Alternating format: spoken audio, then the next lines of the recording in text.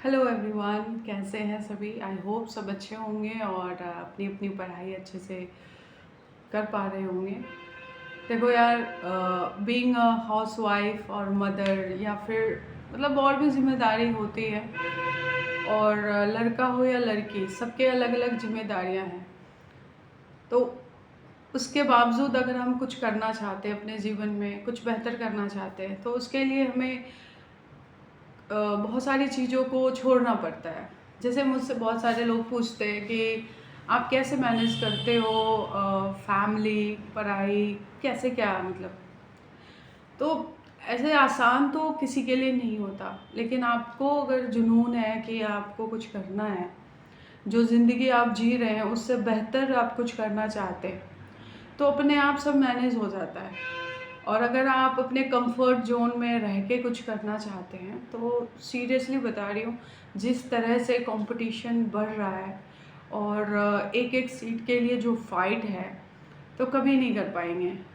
अगर आप सच में कुछ करना चाहते हैं तो आपकी सारी परेशानी एक तरफ, उस पर आपको ध्यान तो देना नहीं है। देखो, ध्यान तो देना है क्योंकि टैकल आपको ही करना है, मैनेज आपको ही करना है। बट अगर हम किसी से ये कहते रहे यार बहुत परेशानी है, कुछ कर नहीं पाते, तो उससे कुछ हो नहीं जाएगा। कोई आपके लिए कुछ कर नहीं देगा, करना आपको खुद ही है। और जब एक लड़की हो और अगर आपकी शादी भी हो गई है, आपके बच्चे भी हैं, परिवार भी है, तो आई नो कि ये बहुत मतलब आसान नहीं है, लेकिन आपको अपने परिवार के साथ एक अच्छा कोऑर्डिनेशन मेंटेन करना पड़ेगा और आपको दिखाना पड़ेगा कि हाँ, मैं कर सकती हूँ और मुझे करने दीजिए। लाइक आप में भी वो चीज़ें दिखनी चाहिए, तो परिवार में भी आपका साथ दे दे। और हर चीज़ का एक टाइम टेबल बनाइए, सुबह उठ के कि आज मुझे क्या करना है। जैसे हम औरतों को, हम लड़कियों को टाइम टेबल के हिसाब से बहुत नहीं पढ़ा जाता, क्योंकि घर के जो लोग हैं उनको भी प्रायोरिटी लिस्ट में रखना पड़ता है। तो हमें ये टारगेट बनाना चाहिए कि हमें आज करना क्या है, कब करना है ये तो हम नहीं कर सकते तय, तो ये कर लें कि हमें करना क्या है। और जैसे जैसे हमें जो टाइम स्लॉट मिले, उसमें उन चीज़ों को हम कंप्लीट कर सकते हैं। तो मुझे लगता है ये एक बेहतर तरीका है। एक लड़की जो शादीशुदा है, बच्चे हैं, फैमिली है, उसके साथ साथ पढ़ाई को मैनेज करने का ये एक अच्छा तरीका है कि आप अपना टारगेट फिक्स करें कि what you have to do एक दिन में। और जैसे जैसे आपको टाइम मिले, तो अपने जो लाइक टाइम मिलता है तो इंसान जनरली सो जाता है, टीवी देख लेता है, बातें कर लेता है। उन चीज़ों को आपको कम करना पड़ेगा, उन चीज़ों को आई थिंक छोड़ना पड़ेगा। जैसे मैं मेरा भी रिजल्ट नहीं आया है, मेरे टीआरई 3 में ठीक नंबर हैं। मैं होप कर रही हूँ कि हो जाना चाहिए। इससे पहले मैं और भी एग्ज़ाम्स देती हूँ, लाइक केवीएस में भी कुछ नंबर के लिए रह गई थी। तो I am waiting for result कि शायद हो जाए, और अगर नहीं भी होता है मान लो, तो टीआरई 4 है मेरे पास, और केवीएस है, एनवीएस है, ईआरएमएस है, ERM ERM S I think यही होता है। तो जो भी है, इतने सारे DSSB का फॉर्म मैंने फिल किया हुआ है, तो बहुत सारे हैं। हमें इन समय मतलब जो अभी वैकेंसी के बारे में बहुत डिटेल में कुछ नहीं आ रही, टाइम नहीं पता चल रहा है, तो ये एक सही समय है कि हम अपने वीक पॉइंट पे काम करें।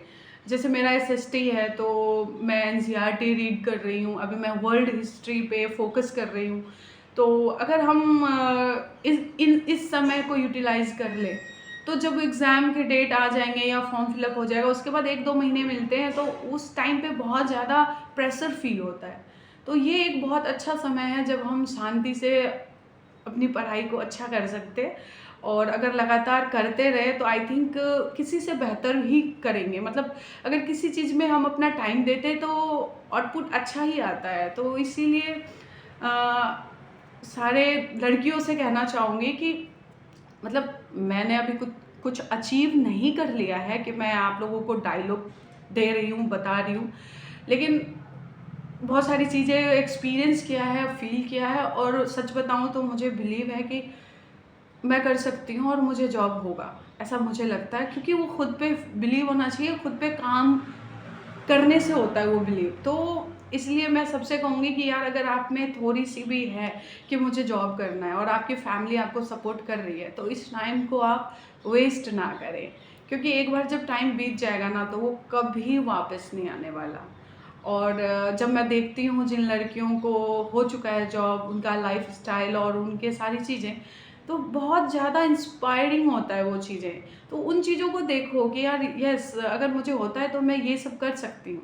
देखो, जीना और बेहतर तरीके से जीने में बहुत अंतर है, तो उसके लिए मेहनत चाहिए। So all the best.